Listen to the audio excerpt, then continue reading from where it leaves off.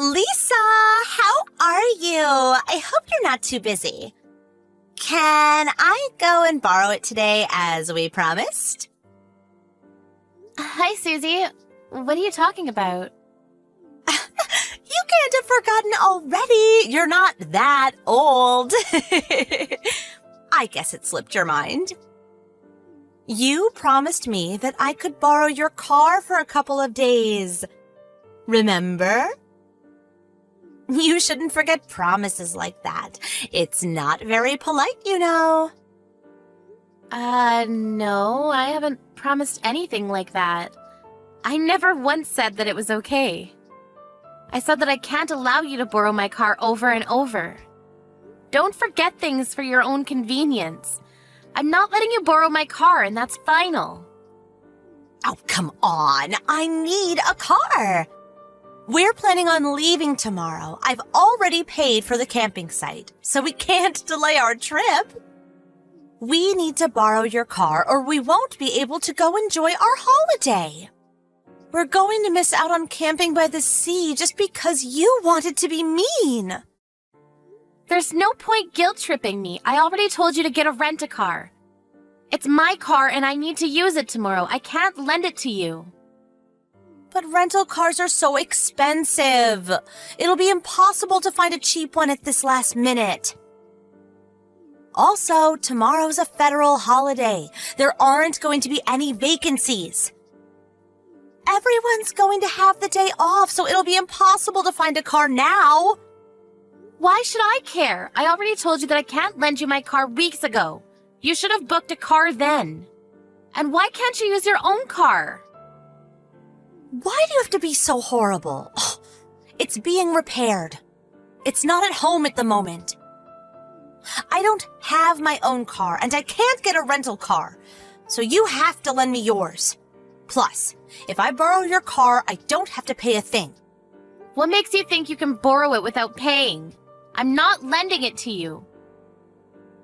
I don't care how expensive rent-a-cars are. That's your own fault for not booking in advance. You'll have to solve this problem yourself. It's got nothing to do with me. Don't say that. I can't believe you were this much of a bully. I thought you were much kinder than that. Oh, I'm so disappointed. It's not a matter of being kind. No matter how bad you try and make me feel, I'm not lending you my car. End of story. Whenever your son wanted to borrow my daughter's toys, I always let him. I think it's only fair that you be just as generous. You're an adult, aren't you? Borrowing toys and borrowing a car are completely different. You can't honestly think that it's the same thing. Cars involve insurance, and it'll get complicated if you have an accident or happen to damage the car. And a car is worth a lot more than a child's toy. You understand that, don't you? But my husband is good at driving. He won't have an accident or do anything that could damage the car. So you don't have to worry about insurance. We've got road service, so if we get a flat tire or run out of gas or something, we'll be able to sort it out. Whether your husband is good at driving or not, you could still get caught up in an accident. I'm talking about if someone is injured. I can't let you borrow my car. That would be too irresponsible. Find a rent-a-car. Oh, please. It's just for a few days. You can't be that selfish. Why can't you be a bit more understanding? That's what I want to say. If you think I'm being selfish, then so be it. Anyway, I've got to get back to work. I have a meeting, and I don't have time to be discussing this with you. I'm not going to be able to respond to your messages, so there's no point in messaging me.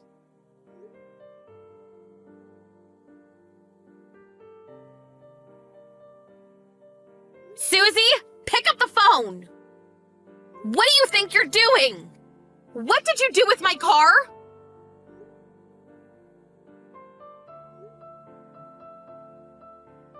There's no point pretending that your phone is off. I know that it was you who took my car.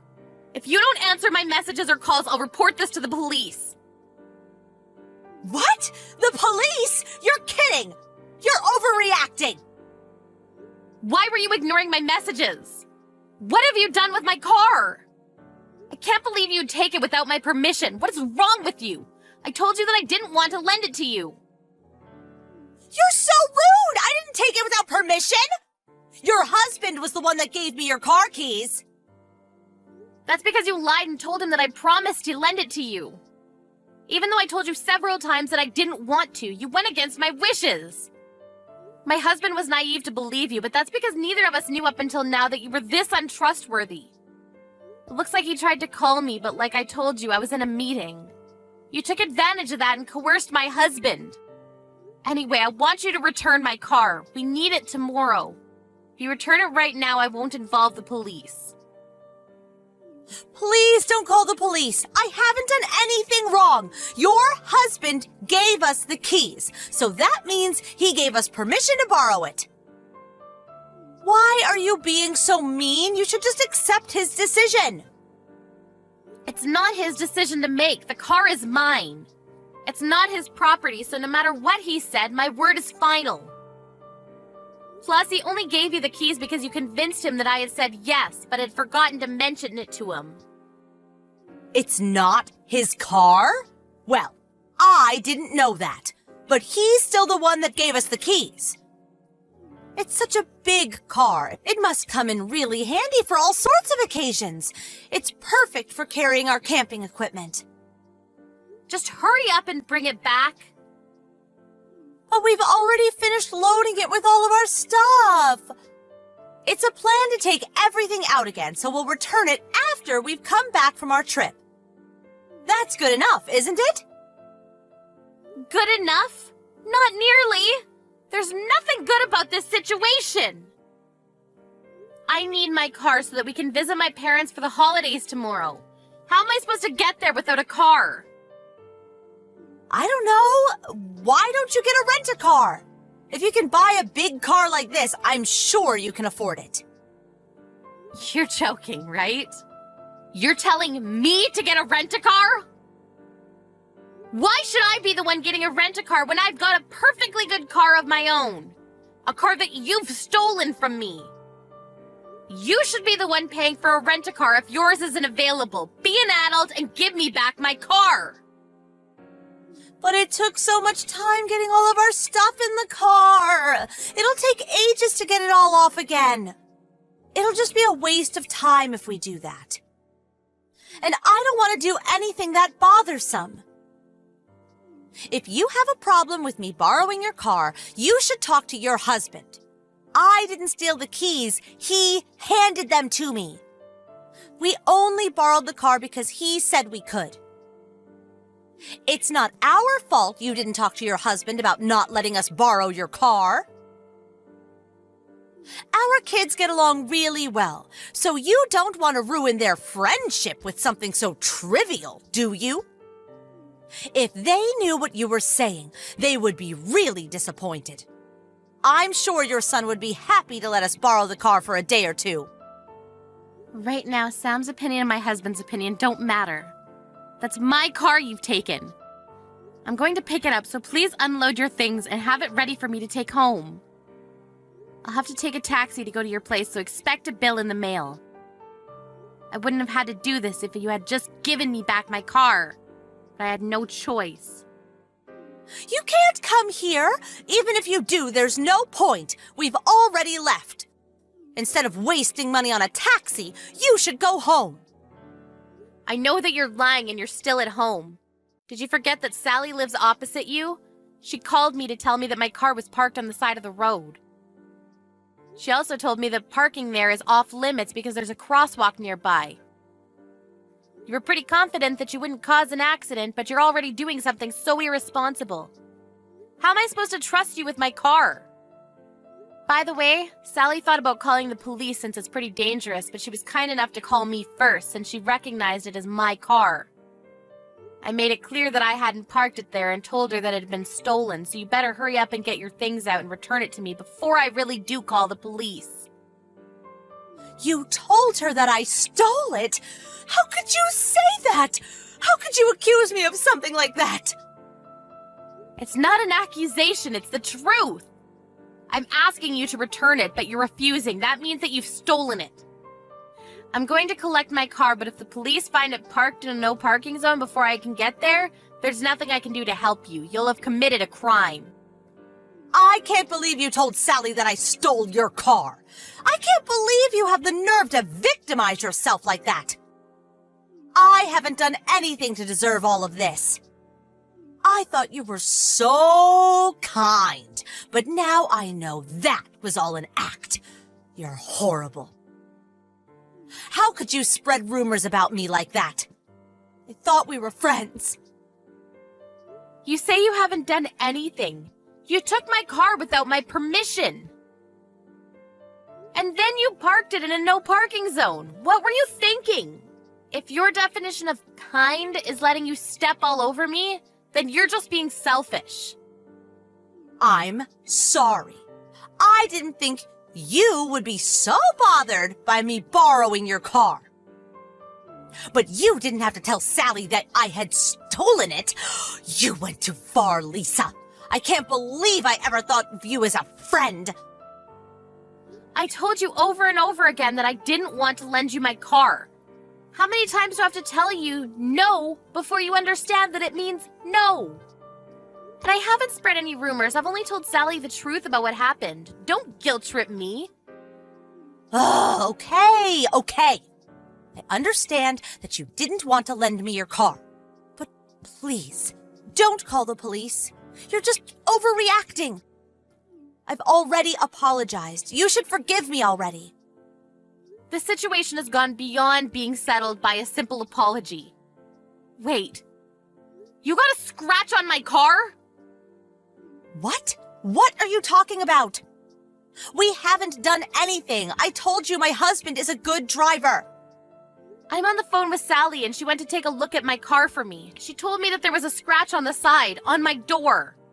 What have you done? This is one of the reasons why I didn't want to let you borrow my car. It's not my fault. Somebody must have scratched it when they passed by. They should have taken more care when they drove by. It's not my responsibility, so I don't have to pay anything, do I? You're at home, aren't you? I've had enough of discussing this with you. Would you hurry up and return my car? If you won't, I'll have to call the police. I'm not taking no for an answer. I said I'm sorry. How many times do I have to apologize? We'll be back from our trip tomorrow, so I'll return it then. It's just a scratch. It's not like it needs urgent repairs. No, you're returning it now! If you don't come back with my car within an hour, I'm reporting it to the police as a theft. Once I've called the police, I'll have to head to yours in a taxi to collect my car, so I'll be billing you with a taxi fee. Do you understand? I'm being very serious. I want my car back. Wait a minute, just calm down. You're being really unreasonable. My husband's apologizing too, so please forgive us. Ugh, he said that he got carried away. Please calm down. Don't call the police on us. We didn't mean to do anything. Carried away? He says he got carried away? Do you really think that that's a good enough excuse for what you've done? You stole and got a scratch on my brand new car after I told you repeatedly that I didn't want to let you borrow it. Your husband knew that I hadn't given you permission, but he still cooperated with you. I can't believe either of you. You really must be perfect for each other if you can be so accepting of your partner's crimes. May is apologizing too, so would you please forgive us? We'll babysit Sam whenever you want. You must be really busy with work, so dealing with the police will take up a lot of time, don't you think? Let's just forget about this. Why are you bringing May into this? She's your daughter, but the only ones that are to blame are you and your husband. Why should she be apologizing with you? May has no reason to feel bad for any of this. I thought that you were still kind enough to forgive us if May apologized with us. Oh, I'm sorry, I wasn't thinking. I've already called the police. What? You're joking. I'm heading over, so have my car ready for me to take home. I want everything you've loaded into it removed. If it's still got stuff in it when I arrive, I'll take it home anyway and have everything given to charity.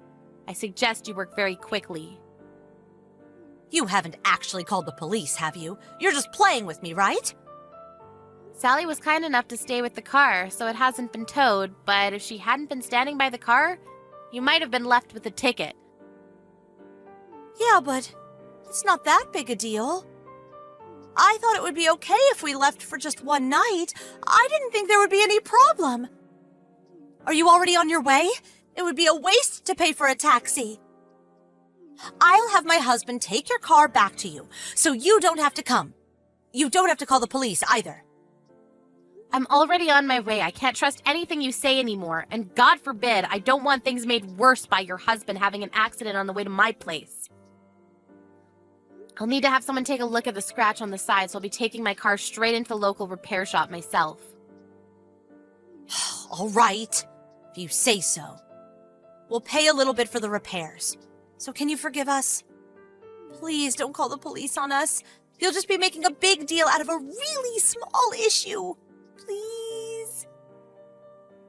My mother-in-law lives in the neighborhood, and if she hears about this, she'll be furious. She already hates me so much. If she finds out the police were involved, she'll never forgive me. Susie, that's your own problem, not mine. If you didn't want the police involved, you should have returned my car when I first asked you to, not after the millionth time.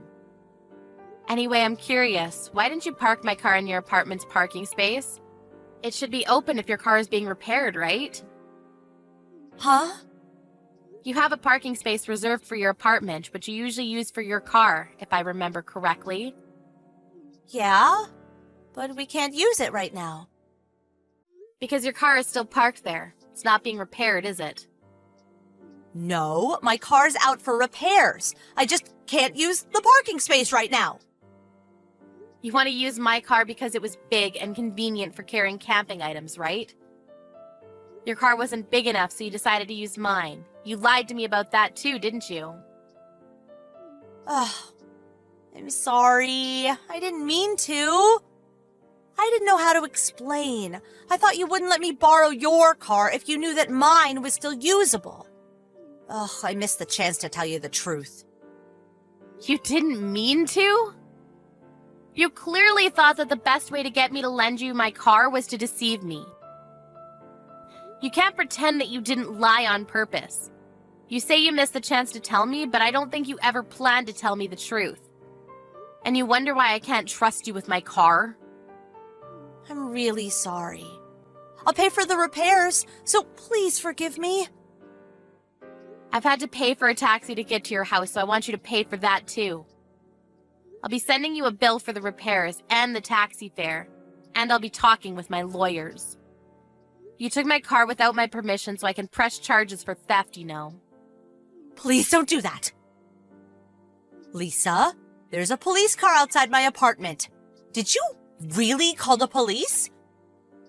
Yes, I did. I reported the theft a few minutes ago. I'll be there within a few minutes myself.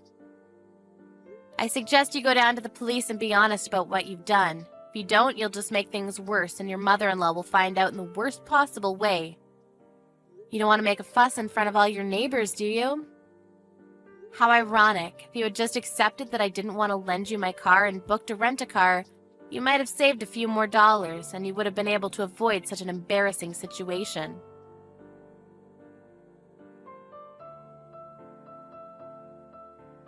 In the end, a police car had come to check up on the situation, not just because Lisa had reported the theft, but because there had been calls from the neighbors about the car being parked in a no-parking zone.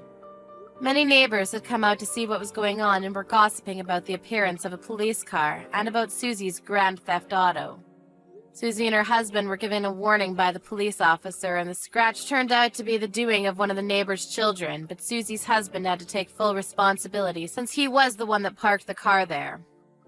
Lisa was able to use that in demanding that they pay the full amount of repairs. Susie and her husband ended up paying a lot more than they would have done if they had just rented a car. Of course, Susie and her family couldn't go on holiday, and her mother-in-law found out about what they had done. She was lectured and lost all her trust. On top of that, none of Susie's friends would hang out with her after they had heard what she had done. She had to pay a lot more than she expected financially and socially.